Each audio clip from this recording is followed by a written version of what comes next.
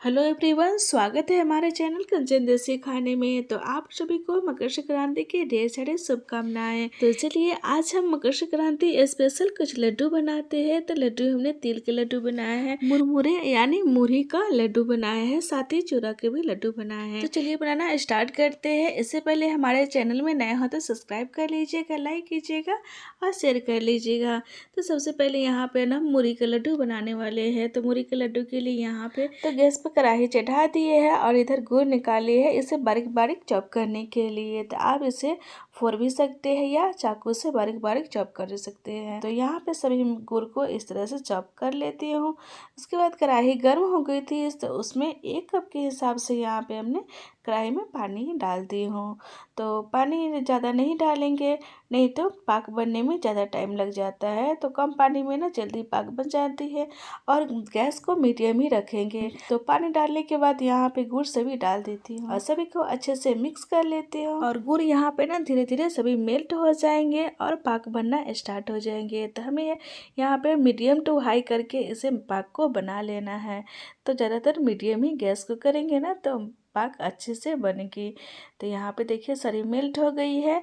जब तक पाक इधर बन रही है ना तब तक मीडियम आंच पे डाल दी हूँ और इधर मुरमुरे को ना या मुरही को यहाँ पे अच्छे से साफ कर लेती हूँ। तो मुरही को यहाँ पे ना हाथ से ऐसे रगड़ रगड़ के हल्के हल्के से फटक करके साफ कर लेती हूँ और सभी को डाल देती हूँ दूसरे बर्तन में। फिर से दोबारा मैं यहाँ पे डाल करके और हाथ से फिर रगड़ करके ऐसे करके और सभी को अच्छे से साफ कर लेती हूँ और फिर से डाल देती हूँ बड़े से बर्तन में।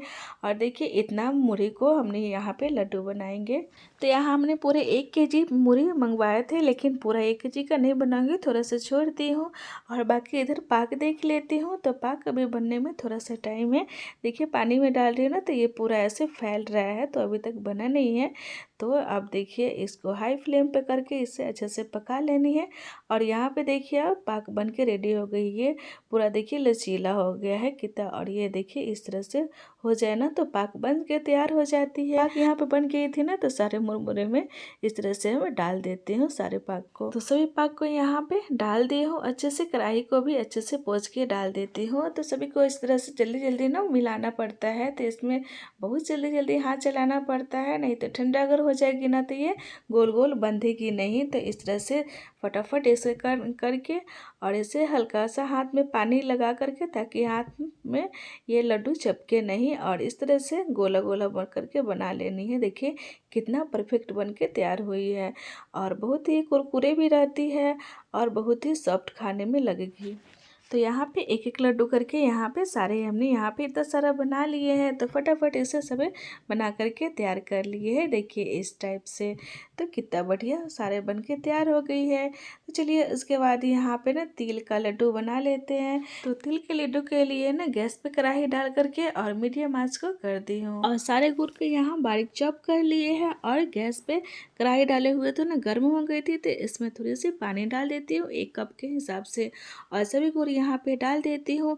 और जैसा मुरहा का पाक बनाए थे ना वैसे ही सेम तिल का भी पाक हमें बना लेनी है। तो सभी अच्छे से जब तक मेल्ट हो रही है तो मीडियम आंच पे डाल देती हूँ यहाँ पे।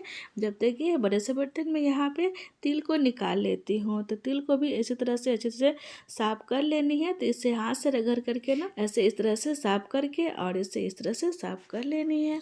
तो इधर जब तक पाक भी बन के रेडी हो गई थी तो इसे भी पानी में डालकर चेक करके देख लेती हूँ।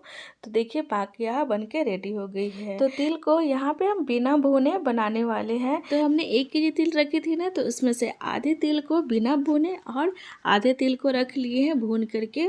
बाद में देखेंगे टाइम जब मिलेगा ना तब उस टाइम बना लूँगी।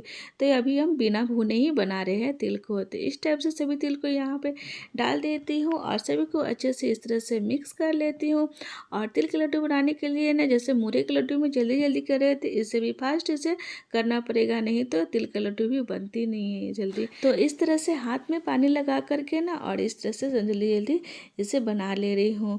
तो कोई कोई लड्डू है ना गोल बन रही थी और कोई कोई जल्दी जल्दी फास्ट फास्ट कर रही थी ना, तो इसलिए इसे लंबे लंबे करके रख रही थी ना, तो जल्दी बनेगी नहीं। तो फिर दोबारा देखिए यहाँ पे ठंडा हो गई थी ना, तो ये लड्डू बन नहीं रही थी ना, तो इसे फिर से गैस पर डाल करके और गर्म कर ली हूँ और फिर से इसे पूरे बांध के रेडी कर ली हूँ।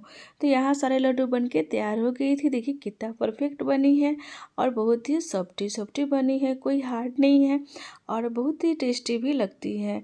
तो आप इसे भून के भी बनाएंगे तो इससे भी ज़्यादा टेस्टी लगेगी। तो यहाँ हमने मूरहा और तिल के लड्डू बनाकर रेडी कर लिए हैं। तो उसके बाद चलिए चूड़ा के भी लड्डू बना लेते हैं। जितना चूड़ा है ना उसी के अकॉर्डिंग यहाँ पे हमने गुड़ ली हूँ और सीधे इसे फोड़ करके और इसे इस तरह से बारीक बारीक कर ली हूँ और 1 कप पानी डाल करके उसी कढ़ाई में और सभी गुड़ को डाल करके और इसे मेल्ट होने के लिए मीडियम आंच पे डाल देती हूँ। इधर चूड़ा को भी अच्छे से ये बुना बुनाया हुआ था ना, तो इसे अच्छे से रगड़ रगड़ के साफ कर ली हूँ और बड़े से बर्तन में से फैला के डाल देती हूँ। और इधर गुड़ में ना जो पाक बन रही थी उसमें थोड़े से अदरक का कद्दूकस किया हुआ डाल देती हूँ। अगर आपको अदरक पसंद है ना तो आप इसमें डाल के बनाएंगे तो बहुत ही टेस्टी लगती है। अगर नहीं पसंद है तो स्किप कर सकते हैं। तो यहाँ पाक बन के रेडी हो गई थी। तो कढ़ाई को सूखा कपड़े से पकड़ करके और सभी पाक को इसमें डाल देती हूँ और डालने के बाद ना सभी को अच्छी तरह से इस तरह से मिक्स कर लेनी है। और फटाफट मिक्स करने के बाद यहाँ पे चलो गोल गोल लड्डू बना लेती हूँ। तो हाथ में पानी लगा ली हूँ और वैसे ही इसे दबा दबा करके ना इस तरह से गोला गोला शेप में बना लेती हूँ।